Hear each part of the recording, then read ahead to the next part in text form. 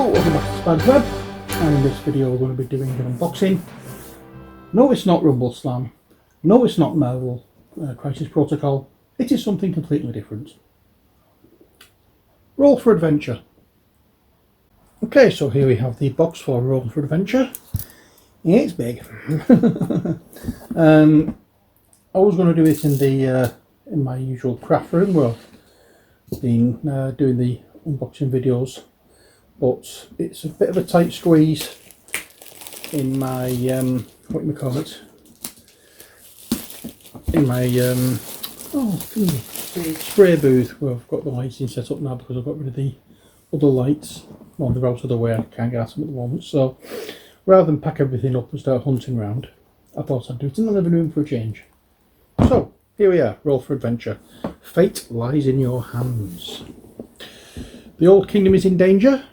Enemy armies are attacking from every direction, sent by the Master of Shadows, who seeks to cast eternal darkness across the land. You must band together to collect the fabled power stones needed to save the kingdom. This is Marvel. Oh, sorry. If you succeed, you'll save the kingdom and win the game. However, should even one territory fall under the control of the Master of Shadows, you will lose the kingdom to darkness. With many heroes, a variable game board, and increasing difficulty, this cooperative dice rolling fantasy game offers you exciting challenges again and again. It's for 2 to 4 players ages 10 up. Playtime is 30 minutes. Now it's got game attributes on here as well. I don't know if you can see that. I don't think you can, but it's just up here. And it says strategy 2 out of 5, luck 4 out of 5, risk assessment 4 out of 5, and teamwork 3 out of 5, whatever that may be. So contents: you get 4 game board pieces, 24 hero and bonus dice, 1 territory die, 10 hero boards, 4 adventure boards, 54 game cards, 4 skulls, 3 placement boards, 8 power stones, 4 end of game markers, 1 boundary tile, 6 barrier tiles, 5 chain tiles, 4 board connectors, and 1 rulebook. And there we are. So let's open up. Oh, we didn't get that funny noise. Oh. So here we have the rulebook. It's a fairly slim rulebook, as rulebooks go. It's 8 pages. So we have the game overview, all the materials, setup, and we get into gameplay then. What's about the turns and the various locations that the board represents. It tells you about the end of game and the game with special enemies, territories, B-sides, and that's about it really. Then at the bottom here it tells you about the authors, Matthew Dunstan and Brett Gilbert, or Brett J. Gilbert. There we go. And now we have these. We have a little token there, 6 little tokens there, and that is a token, by the way. It's not just a little efforty bob for the sake of it. We have these, which on the other side are your characters. Let us raise the camera a little bit so you can see. So we have the Protector, the Summoner, the Adventurer, and down here we have the Frost Runner, the Warrior, and the Healer.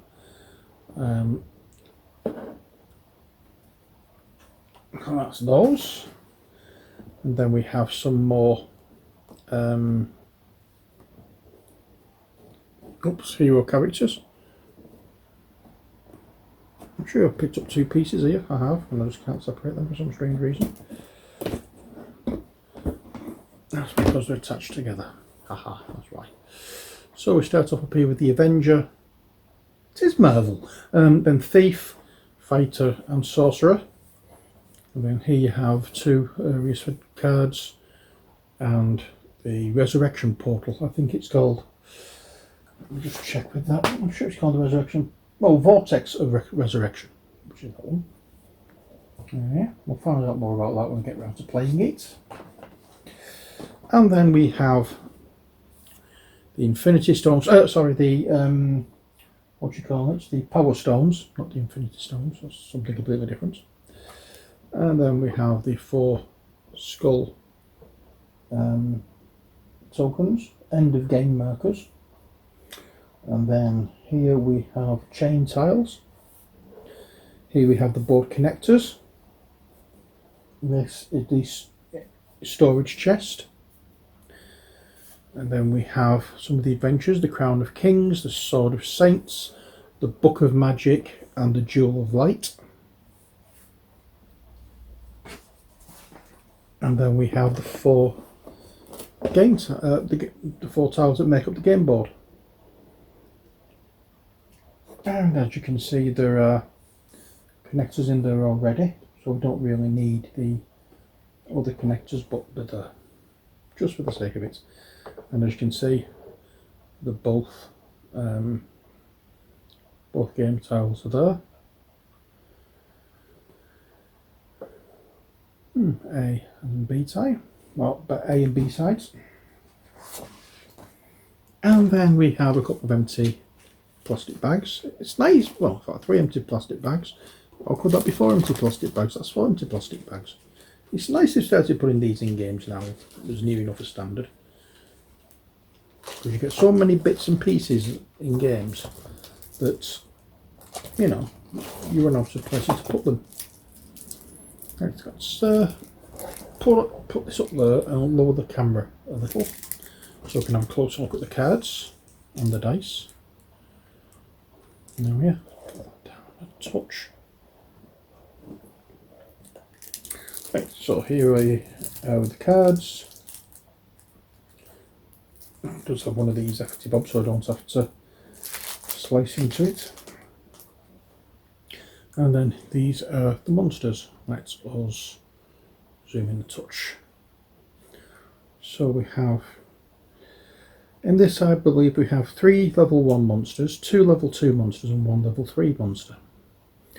And the level 3 monster, when that comes out, will kick off the level 1 and the level 2 monsters, and the level 2 monster that comes out will kick off the level 1 monster, but not the level 3. It's weird like that. But yeah, so we have 3 tree strikes, 3 tree shrikes, 2 wood demons, and a minotaur. Strangest looking minotaur I've ever seen. And for the desert area we have 3 sand devils, a giant scorpion, 2 of those, and we're on planet Dune with a desert worm. And then for the grey area we have 3 vampire bats, a crypt spirit or 2, and a black knight who is quite a long way from home. And then for the pale blue area, which is like a snowy area, we have a white wolf or 3. We have a cave troll or 2. And then we have an ice monster. And then we have other monstery things. We have 1, 2, 3, 4, 5, 6 dragons. Ooh. Now, I'm not sure how they add into it, but what is this? Special enemy cards. And you have, it also includes what you call it, blank cards as well. So we have 1 phantom. Well, we have 3 phantoms at power level 1. We have 2 phantoms at power level 2 and a power level 3 phantom. We also have a level 3 giants, or 6, and then we have the Master of Shadows. And then we have blank cards so we can make our own. That's nice. We have 4 turn overview cards, which explains the turn on each one, so each person will get one of those. And then we have the Master of Shadows card. Ooh, and that tells you what happened when he comes out of the deck. So that's those sorted.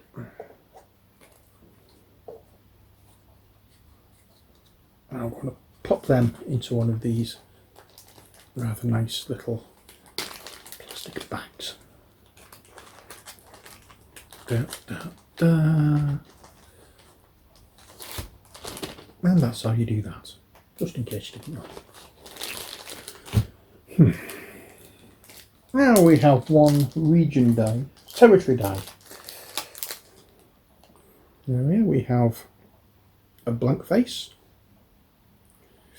We have a side which shows 1 of each face. And then we have 1 that shows each of the different territories. That's the word I was looking for. So when one of these comes out, you lose 2 lives, and when that one comes out, all territories lose 1 life. When that comes out, nothing happens, which is always nice. Especially when you're getting attacked. It's nice when nothing happens when you're getting attacked. Now these are the skull stones that show the life of each territory. So when you lose a territory, you've gone. So they will go on the edge of a territory. I'll give you a dig out a territory here, and you can see what I'm talking about. At the bottom of the territory, you'll see these little things here, and one of them will fit in there like so. And then as it gets attacked and loses life, it'll move up, and when it gets to there, you're dead. Simple. You've lost the game. So that's what those do. I'll put them in there to keep them safe so I don't lose any. Now the next thing we have to look at are the collection of dice in this game. What do we have? Well, we have quite nice marble effect dice. We have 4 of these grey ones, and these are bonus dice and can be won from the grey area or the active area. Yeah, they can be won from here, so they'll go in a pool there. And once you get past the 4th, once you've got 4 dice on there, they can be used to gain one of these for each player that's got dice in here, which is quite nice. And then we've got the player dice, 1 of each colour for each player.